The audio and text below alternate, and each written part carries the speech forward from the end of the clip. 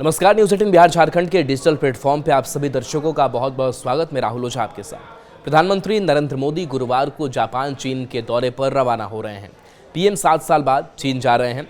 करीब 5 साल पहले गलवान घाटी में दोनों देशों के सैनिकों के बीच झड़प के बाद रिश्ते काफ़ी तनावपूर्ण हो गए थे, लेकिन बीते कुछ महीनों से दोनों देश रिश्तों में सुधार की कोशिश कर रहे हैं। इसी कड़ी में पीएम मोदी चीन जा रहे हैं, लेकिन दोनों देशों के रिश्तों में जमी बर्फ यूं ही नहीं पिघली है। इससे पीछे के भी कई ऐसे रहस्य छिपे हैं।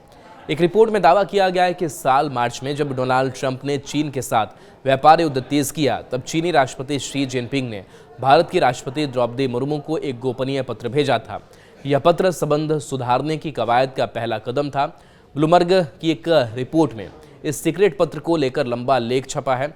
एक भारतीय अधिकारी ने ब्लूमबर्ग को बताया कि पत्र में अमेरिकी सौदों से चीन के हितों को नुकसान को लेकर चिंता जताई गई थी और एक प्रांतीय अधिकारी को बीजिंग के प्रयासों का नेतृत्व सौंपा गया।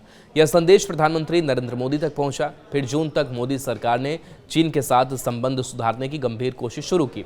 यह वही समय था जब भारत की अमेरिका के साथ व्यापार वार्ताएं तनावपूर्ण हो गई। इस रिपोर्ट के मुताबिक ट्रंप के टैरिफ ने भारत के 86 अरब डॉलर के अमेरिकी निर्यात को खतरे में डाल दिया है, जो जीडीपी का 2% है।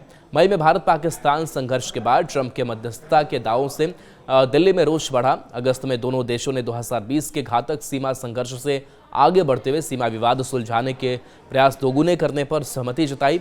यह विवाद औपनिवेशिक काल से चला आ रहा है। इस सप्ताह Modi Shanghai cooperation organisation SCO summit के लिए चीन जा रहे हैं। वहां शी और रूसी राष्ट्रपति व्लादिमीर पुतिन से मिलेंगे।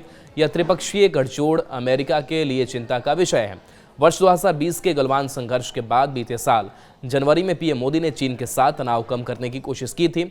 इसके बाद बैक चैनल बातचीत चलती रही। फिर 2023 के मध्य से दोनों पक्षों ने सैनिक पीछे हटाने पर मतभेद कम किए, लेकिन मामूली मुद्दों से समझौता विफल रहा। इस कारण 2023 के जोहान्सबर्ग ब्रिक्स समिट में शी मोदी बैठक रद्द हो गई।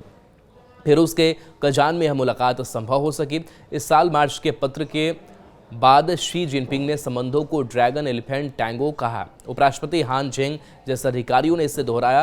राष्ट्रीय सुरक्षा सलाहकार और सीमा वार्ताओं के विशेष प्रतिनिधि अजीत डोभाल चीन के नेतृत्व से सीधे संपर्क रखते हैं। उन्होंने दिसंबर 2024 और जून 2025 में चीन की यात्रा की। जुलाई में विदेश मंत्री एस जयशंकर ने बीजिंग में चीनी समकक्ष वांग यी से मुलाकात की। चीन ने उर्वरक और रेयर अर्थ मटेरियल की आपूर्ति का आश्वासन दिया। उसके बाद प्रत्यक्ष उड़ानें अगले महीने से फिर शुरू होंगी। यूरिया शिपमेंट पर प्रतिबंध ढीले हुए। मोदी सरकार ने चीनी पर्यटकों के लिए वीजा दिए।